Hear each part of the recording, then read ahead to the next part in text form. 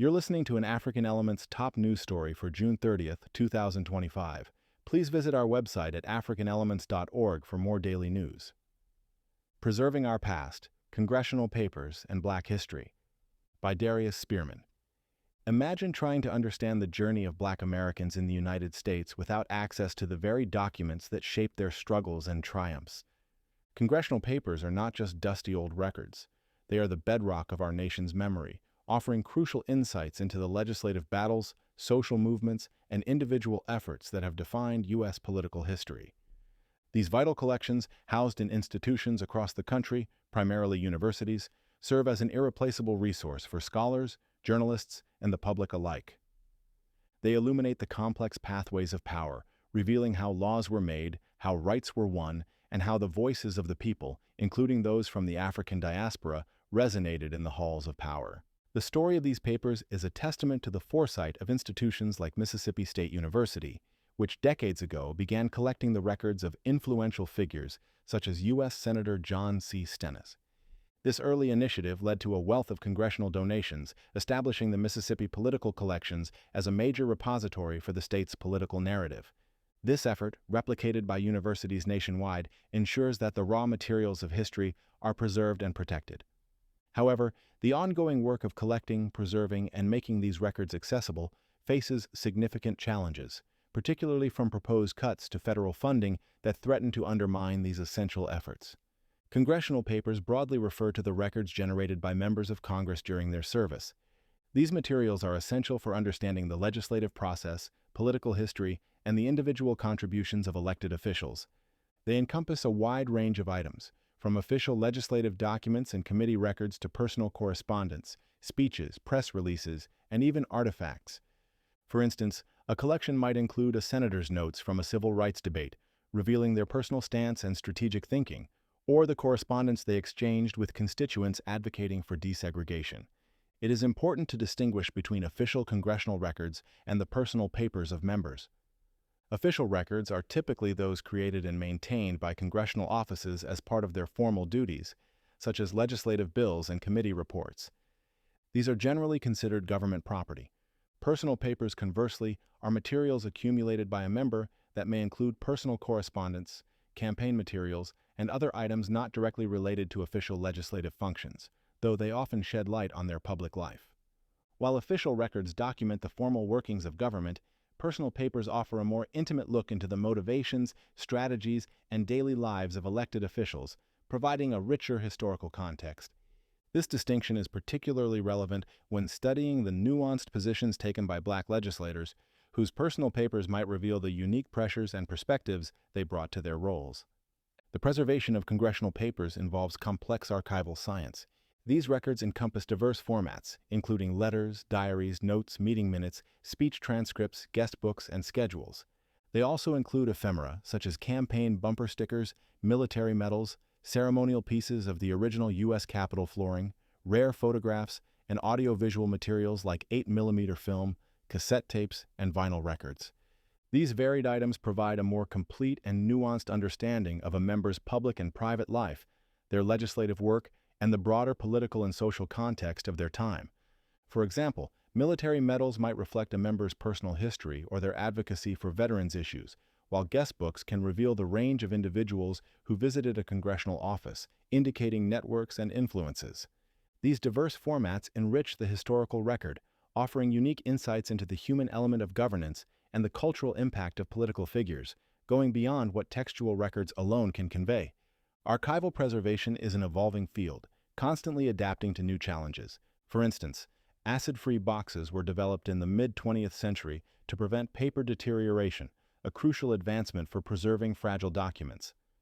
Archivists have also learned to protect film-based photographs from light and heat, and they recognize that audiovisual materials like 8mm tape decompose quickly without proper storage. These specialized methods are used to protect historical materials from deterioration and ensure their long-term survival. Different materials have unique vulnerabilities, and proper preservation prevents irreversible damage, safeguarding the historical record for future generations. Moreover, inventorying records for public use involves creating finding aids, which are detailed descriptive guides to archival collections, and metadata, which is structured information describing items by size, creation date, and location. Both finding aids and metadata are essential tools that enable researchers to discover and access relevant information within vast archival holdings efficiently. Future congressional papers will increasingly include born digital content such as email and social media. This shift means traditional archiving must give way to digital preservation and data management. Archivists face numerous challenges with born digital congressional records, including the rapid obsolescence of hardware and software, the vast volume and complexity of digital data, the fragility of digital formats, and the need to maintain authenticity and integrity over time. Addressing these challenges involves developing robust digital preservation strategies such as format migration, which converts files to more stable formats, and emulation, which recreates original software environments. It also requires significant investment in specialized infrastructure, skilled personnel, and ongoing research into new preservation techniques. With congressional materials often spanning hundreds or thousands of linear feet, emerging artificial intelligence and automation technologies are ushering this field into a new era. AI can assist in tasks such as automated metadata extraction, content analysis, and even declassification review by identifying sensitive information. For example, machine learning is being applied to diplomatic cable review to improve declassification efficiency. While AI can significantly speed up processes and enhance discoverability, limitations include the need for human oversight to ensure accuracy and context, potential biases in algorithms, and the challenge of interpreting nuanced historical content. AI is seen as a step change in progress for the archives and records management sector. The accessibility of congressional papers to the general public and researchers varies depending on the repository, the nature of the materials, and any donor restrictions. Generally, researchers can access materials by visiting the repository, often requiring registration and adherence to specific rules for handling documents. While indexes and digitized portals aim to improve access, some materials, particularly those containing sensitive personal information or classified national security data, may be restricted or require declassification review. The declassification process, for instance, can be lengthy, with agencies like the Department of State processing millions of pages annually, yet still struggling to keep pace with the volume of digital records. This challenge is particularly acute for researchers studying topics like the Civil Rights Movement or the Black Power era, where classified documents might hold critical yet inaccessible information. The geographic dispersion of personal congressional papers across various repositories can significantly impact research by requiring scholars to travel to multiple locations, increasing time and cost.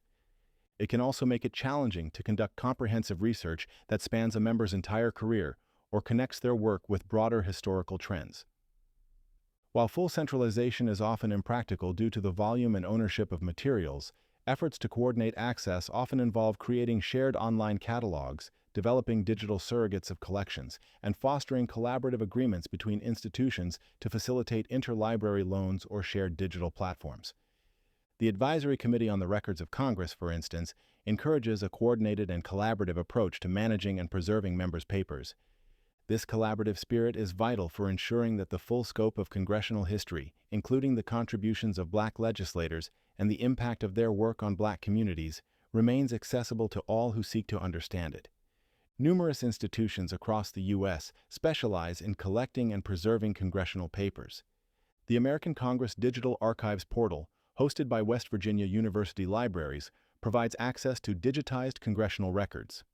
The Association of Centers for the Study of Congress is a consortium of institutions dedicated to preserving and making available congressional records.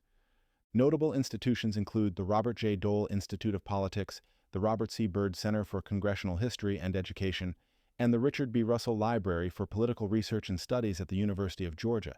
These centers are crucial for understanding the history of the legislative branch, including the pivotal roles played by Black members of Congress in shaping policy and advocating for their communities. For example, the Indiana University Library's Modern Political Papers collection includes congressional papers from senators and House members, focusing on those representing Indiana. This collection specifically includes documents from the Birch Bay senatorial papers, detailing his legislative work, committee roles, and campaigns. These institutions, often affiliated with universities, not only preserve these invaluable records, but also provide educational programming that encourages public service for future generations. They serve as vital hubs for scholarly research into Congress's role in shaping U.S. history, with its extraordinary powers over lawmaking, the economy, and one of the world's largest militaries.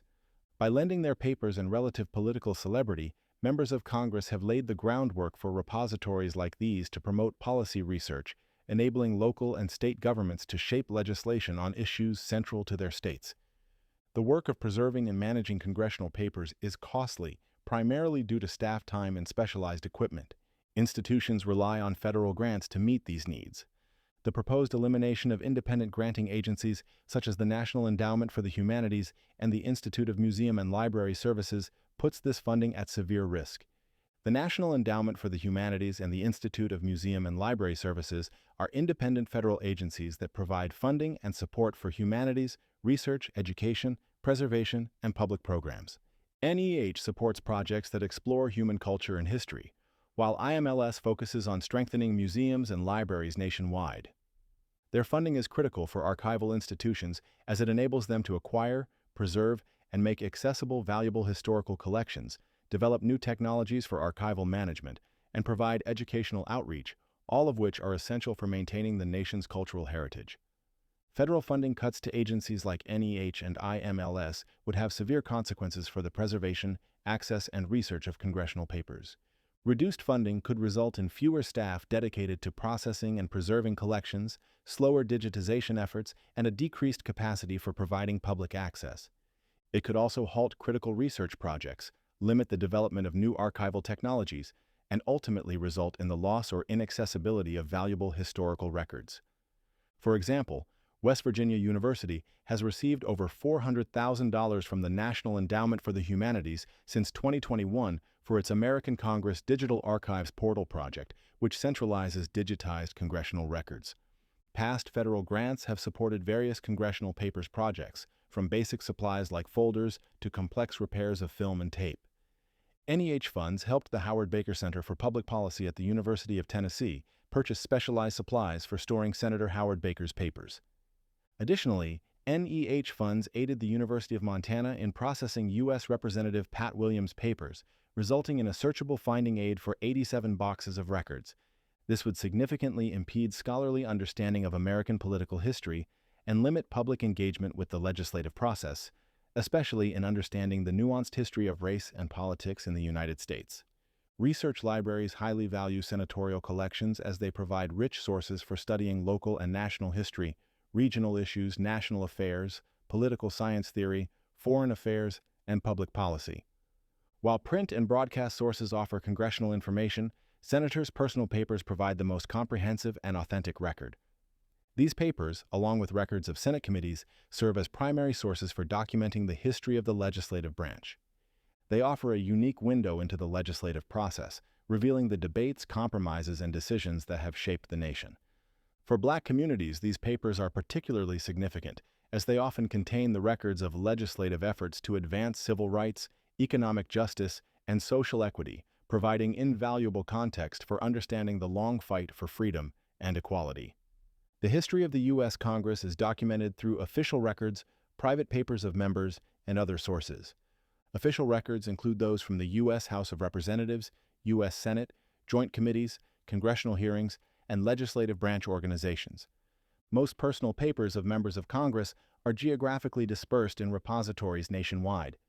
The Center for Legislative Archives maintains an index of these repositories and collections to help researchers locate papers of U.S. senators and representatives.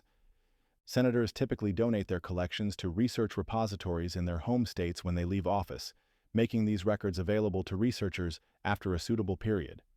Depositing congressional papers in state archives and district libraries to be cared for by professional archivists and librarians extends the life of the records and expands their utility. When elected officials provide their papers to their constituents, they ensure the public can see and use them. This is a way of returning their history to them while giving them the power to assemble a more complete, independent version of their political history. While members of Congress are not required by law to donate their papers, they passed a bipartisan concurrent resolution in 2008 encouraging the practice. Copyright African Elements.